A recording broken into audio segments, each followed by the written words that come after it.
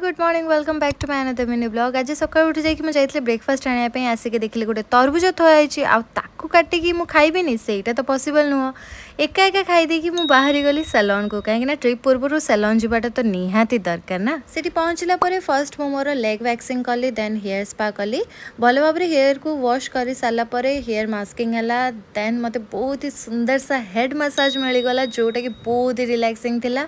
And मत बहुत दरकार थिला। हेड मसाज पर मत पाम मसाज भी मिलगला एंड भाई कहते कि यहाँ मोर स्ट्रेस एंड एंजाइटी को रिड्यूस करिवो एंड कला भी जोड़ा कि मत ट्रिप जीव पूर्व निहाती दरकार थिला यार because I want to enjoy my trip. मोर फोरहेड रे एक्चुअली टिके धुआं बाजुला बोली कि भाई एमती कर देछंदी भाबेनी कि मो मुंड फुंड फाटी जाइए बोली कि तो सरू सरू सब किसी 3टा होगला एंड घरे आसिक पहुँचिक लंच कला बेलू 3:30 तापर एत जाक पार्सल भी आसी जाइए माने आउ किछि घंटा पर दिनटा सरीज मु गोटे सिंगल ड्रेस भी पैकिंग करनी तो पैकिंग सरू सरू संध्या होगला संध्या है मैंने तो मत मो हनुजी ही देखा जाती